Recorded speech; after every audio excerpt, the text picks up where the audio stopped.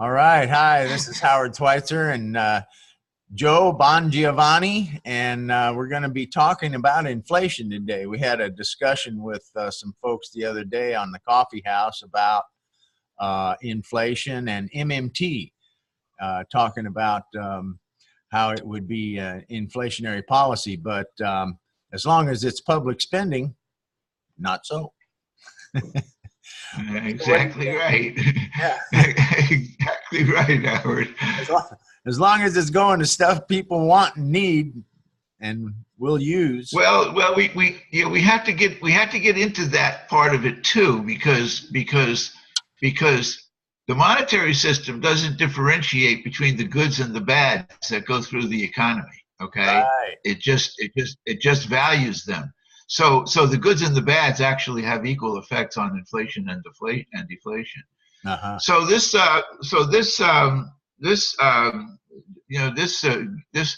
undertaking here of the Money University is underway. And if I could, Howard, I'd just like to explain where that came from a little bit further at the Monetary Reform Coffee House, which the Alliance for Just Money sponsors, and which we participate in, however and whenever we can. Right. And the discussion there, stemmed from doing just a roundhouse, Q&A on the critiques of MMT. What is our number one valid critique of MMT? And mine was that whoever creates the money, creates the world, and somebody else opined that inflation, should be the biggest, our biggest criticism of MMT, because you can't just keep creating money, without there being inflationary impacts of creating money. And so us having that dialogue, there were many people involved and many different opinions, but in terms of that particular dialogue, I was asked by the convener there of the coffee house, Bo Young, to write up why I thought inflation was not, the critique of MMT, the valid critique of MMT for us or for anyone really. And so I did that, and I shared that with Howard, and then Howard raised a lot of questions about other aspects, again, of monetary economics. But Howard, I just want to reconstruct what I did write about it, and that is that taken from even a most conservative philosophy with regard to inflation in the money system, which is the Austrian philosophy. Right. That even there, the writings of the the money science at the time, which was Ludwig von Mises, who wrote his theory of money and credit.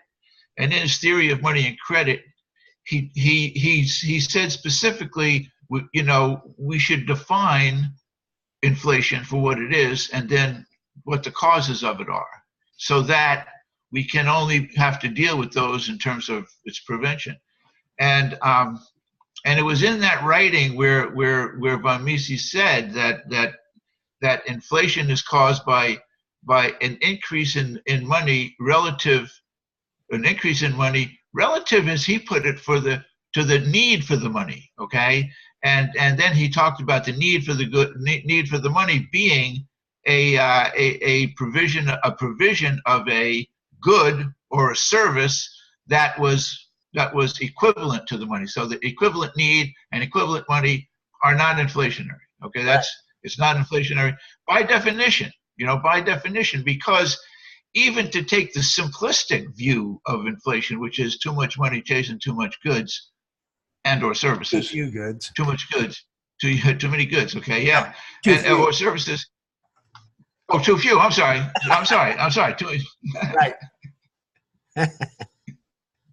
Too much money chasing too few goods and services. Yeah, but even that, but even that doesn't stand any test because all that really says is the same thing that von Mises is saying, which is that as long as there's a demand for the money, the supply of the money will not be inflationary. So and then he also takes that, Howard. He also takes that to the definition of deflation. Okay, in other words, he said we have to define both inflation and deflation, otherwise we won't know how to deal with them. Right. And with deflation, he said a diminution of the money supply without a diminution of the demand for money, and one of the things that happened when I wrote that to you is you said, isn't our present debt-based money system deflationary by definition? And so I wanted to say that, to clarify that absolutely that's what it is. That's what Reverend Coates calls the musical chairs of capitalism. Right. Okay. Right. So the whole thing is deflationary. The whole thing is designed to be deflationary, and it's something that the economists haven't yet caught up with, or have caught up with it in a proper way. And I'm going to say this out loud, Howard, except Minsky. Minsky caught it. It was Minsky's writing in that working paper 127, where he said, the financial instability and what causes financial instability, right? What we're talking about, and the decline of banking, the public policy implications. And there, Minsky said that the I forget whether he called it an incompatibility or some kind of a relative opposing term of the system is that we need to have debts to have money to make progress. We need to have debts in the debt money system in order to have money to make progress. And yet we might have, or we might not have, the incomes in the future that are needed to pay the debts. Okay? Mm-hmm. So that right there is the same thing that von Mises was talking about. It's exactly the same thing von Mises was talking about. We have created a demand for money in the promissory note, that was associated with the loan. We created a demand for money, but we did not create the money. We did not create the money to meet the demand. It's as plain as the writing on every promissory note. The amount that you're promising to pay me back when we create this note and create this money is significantly greater than the amount of money that's being created. So that's von Mises' definition of deflation or deflationary, and that's the world that we live in. Just exactly like you said, isn't our debt-based money system deflationary on its face, in whole substance? And the answer is absolutely. And it was Minsky who picked up the effects of that as being not consistent with the needs of a progressive democracy. And that's why people got to be reading that working paper number 127, Howard. Okay? They have to be. Here's a little graph just showing the deflation that's occurred since 1913 in the dollar. Right. Now it's an informative graph, if you will, but it doesn't really tell the whole story, okay? Because right. the implication of it is that dollar is only worth 5 cents. But the other side of the dollar is what it's used for and what it pays for, and therefore back to the incomes. And the fact is that over that period of time, incomes to buy goods has also increased significantly, and I'm not saying equivalently, but significantly. So that the deflationary effects are harder to realize, are harder to see. Uh-huh. I mean, then that graph indicates. Right.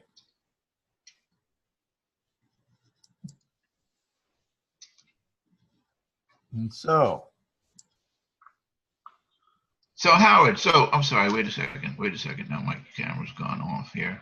yeah. I'm sorry, Howard. Sorry. Yeah, so Howard, yeah, that's back to the other thing that you asked, which was about the goods. Okay.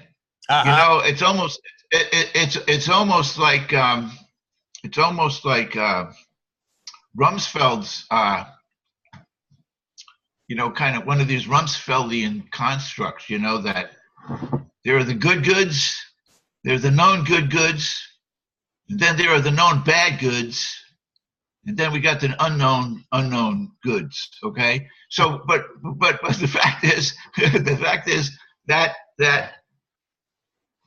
there are known bad goods, and the military is, the destructive power that the military creates is one of the known bad goods. It's bad for the earth. It's bad for our sustainability. It's bad for everything that's important to everything in the world and in life. And yet it is a good in the communities in which they build the destructive capacity. Right. Okay, where people that want to just have a job and get up and go to work every day and earn a decent living, right, are only entitled to do so by coming in and making these destructive goods. So that's because we don't. Right. Go ahead, Howard. So there's the need. That need is still there, regardless of what they're doing to get that money. That need is still there, so it's not inflationary. Exactly. So it's not inflationary. Okay, that's the point. It's not inflationary by the definitions that we decide to use. For it.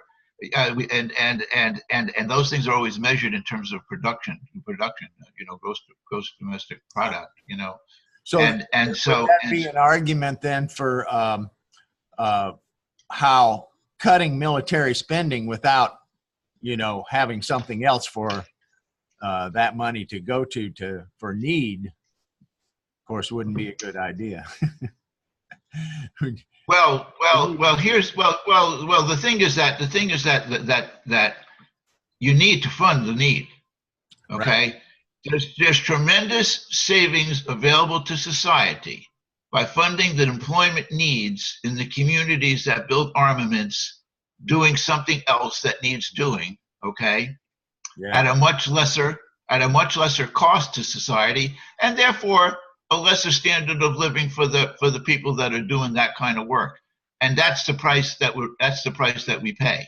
And there somebody say, well, that's the price that you say that we pay. No, that's the price that we pay. That there will be a living wage. What there will be a livable wage must be part of the deal. But it doesn't mean that we have to keep people employed by having them build armaments. And it has to be a kind of, let's call it a controlled ratcheting down of the military budget and the replacement of the incomes of the people that need the incomes to pay their bills. So there's going to be sometimes I do think of it that America's living high off the hog. Okay, and the bottom line in achieving our sustainability and our peace and the society that we envision will be a collective decrease in our standard of living. Okay, we're not going to be able to do all the things that we've been doing. At least not measured by the standard that we measure it today. That's right. I think we can increase our quality of life, but not increase the standard of living by today's measurements. Right. And that's actually, I think, part of that transition when we talk about having a new standard of economic well-being, that as we transition to that standard, we have to be in a mode of actually transitioning with all of the resources that are available. And right now, a lot of those resources that are available are machines that are being put to destructive uses in the military. Right. Okay? So it's a waste of resources. It's a waste of the human resources, and it's a waste of the productive resources, because we could be doing so many other things. Right. And the material resources. But when capitalism drives the capital development of the economy, it is going to move towards a more costly, benefit. Okay, that is to say, it's going to be more expensive to achieve, that product, that gross domestic product, than it would be otherwise, because capitalism wants to have more money returned to itself, which is what capitalism is. People don't really understand capitalism at all, but that's what capitalism is. Capitalism is about the people that create the money getting more money back. More money, yeah. So we're going to replace that system with public money and a public monetary system where the public good becomes the objective. Okay, and it's defined. It's defined by the Congress, just like it's defined now, with using the military budget and the employment that the military budget power and lobbyists bring to Washington to pass those military budgets. And we're going to replace that, and we're going to have to replace that, and we have to replace it we have to commit to replace it, and replace it in a extraordinary manner, right? Because that's going to be an extraordinary undertaking. But it can be done, and in the meantime, we can be expanding the money supply to do those things that are important to us. A certain portion of which has to go to that purpose, but still a certain portion of which can go to achieving real goods, the real green economy, and just to happen to save the planet along the way. Great, that's great. But in terms of the economy, the monetary economy, and the inflation, MMT is right. Okay, inflation is the economic barrier. Okay, but before we continue to reach the economic barriers that inflation is going to provide, the natural resources of the planet are going to instill, the limits. It's going to more define the limits of how we achieve progress. And it just so happens that there's a crossroads here. There's a crossroads between our economic well-being and our environmental well-being now. Okay, it's real in that it's been created. Used to be a false dichotomy, but now it's actually a valid dichotomy. Okay, yeah. That we need to change our economic parameters, like you're saying, or how we measure the well-being, and we get out of that a better planet and a better place to live, even if we lose our a standard of living. And by that I mean what we consume, what it is that we get to consume with yeah. our money. Okay? What kind of a standard of living do you have if you're spending a couple hours a day driving a car, burning fuel, and sitting in traffic? Exactly. Wouldn't you rather stay home and plant your garden and produce in your own community of some kind? And so I think that is kind of key, is getting that our economy more localized into localized production, kind of get the population back out onto the productive land and start producing. Right. And Howard, here's the thing that we don't want to forget, because the conversation started about, what's the valid critique of MMT? Right. And so to me, the valid critique of MMT is not inflation. Not inflation. And if it was inflation, it would fall back on monetary reform as just as bad as MMT. Right. Because we want to do even more than they do. Yeah. Right. The Green Party's Green New Deal, which is the only one that you and I really have any connection to. Okay. Yeah. Is gonna cost a great deal of money, to achieve. So with the difference is, we want to create equity money, we want to create, asset money, we want to create the people's money, and not go into debt in order to finance it. And MMT wants to debt finance it. So more debt, more interest going to the rich, okay, et cetera, et cetera. So MMT is to be rejected and will be rejected, Howard, okay, as soon as it becomes the subject of a proper dialogue, which is why we have been calling, I have been calling, and a number of us have been calling for a National Monetary Commission to get these matters of the economy, the needs of the economy, into a broader public discussion. Now, some people might think that that's what's going to happen with the climate committee, you know, that's being set up in Congress by AOC. And all I can say is it's not going to happen by itself. Okay, it's not caused to be happen there. The only thing that can cause it to be happen is if they identify it as a cause to happen. So that's as part of the study. The difference with our Green New Deal and the Green New Deal that they're positing, Howard, okay, and this goes in MMT's face, and I don't mind, you know, doing that every once in a while, you know. Right. But the means of financing the Green New Deal posited by AOC was capital. There being capital requirements that would be met, okay, to do it. Capital. That's money that's borrowed, okay? That's what that is. That's money that's borrowed. That's how it becomes capital. Right. Somebody's capital. So in fact, it becomes just exactly the kind of capital that MMT champions, which is debt-based capital, monetary asset capital, debt-based capital, okay? That's the kind of stuff that MMT is purveying today in the name of the Green New Deal. Right. It's hard to imagine it, but it's true. So we have the advantage of having, with the Green New Deal and the Green Party, this away from the Alliance's coffee house, but anyway,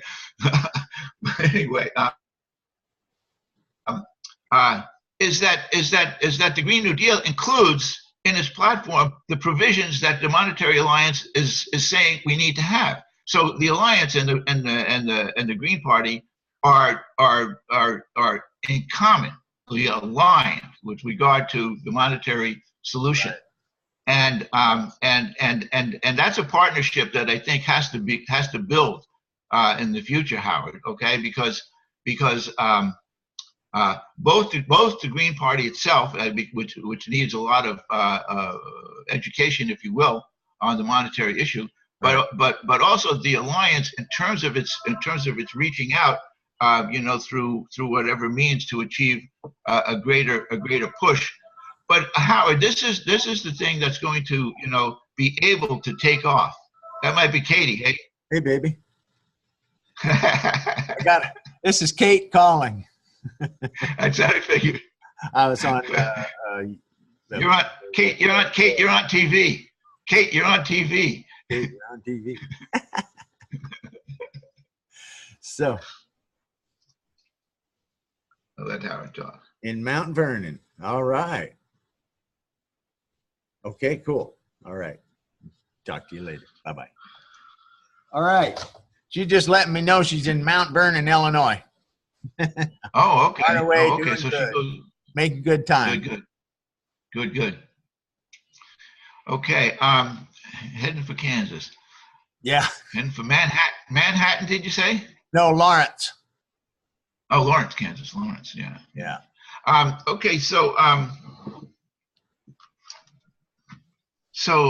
let's see now, where were we? Oh, we were okay, about the Green Party's, you know, education, and also, you know, the ability of, but Howard, this is what I want to say, and this is why I always try to thank MMT every time I criticize them for their ineptness with regard to monetary economy, Howard. Okay, is to grant them, you know, much praise for being able to bring the money issue out into the center of our political dialogue. They have done that, and they have done it very well, and we really appreciate it. We're sorry they didn't read the right Minsky papers to figure out what to do with the monetary system, but you know, nobody's perfect. You know, nobody's perfect. So what we want to do is pick up where MMT leaves off, which is the ability to create sovereign money by the sovereign people of the United States of America. 100% of all the money that is created be created by the people of the United States of America and be put to the use that the people decide, as opposed to having this capitalist-based, debt-based system of money that for some reason they don't get is the cause of the problem. They say it's a rather benign system. Oh yeah, rather benign. Look around. It's all destruction and planetary crisis that we have. How can you say it hasn't caused any damage? It's misery. So anyway, that's it. So that's our little chat, Howard. Then I wanted to have that about inflation. Why inflation is not the problem for MMT or for monetary reform. Right. Okay. About deflation, which deflation is the problem of the current debt-based money system, right. And of why achieving the Green New Deal requires that it have the monetary control issuance authority that's in the Green New Deal of the Green Party of the United States, and what is the total objective of the Alliance for Just Money that we're also part of. Now I have to say, Howard, just like all the Federal Reserve Bank presidents always say when they start any talk, the opinions here are my own, and they have nothing to do with anybody that would have me as a member. Yeah. Okay, we're not right. This is my opinion, and I share it with Howard, and it's our shared opinion. And it affects hopefully the people that we associate ourselves with, all of them, and we will continue to have this conversation. Yeah. All right, Howard. And so I'm thinking on the main point about MMT, our main issue with them is on debt, not inflation. Oh, absolutely. Oh, absolutely. Debt. Clear. They like the debt-based money system, and they think money is debt, Howard. Debt is what they are all about, and that's why we made the video that says MMT, death by debt. Yes, Couldn't be truer. Couldn't be truer. Couldn't be truer. Yeah. All right. All right, Howard. Good one. Thanks. Yep. Bye-bye.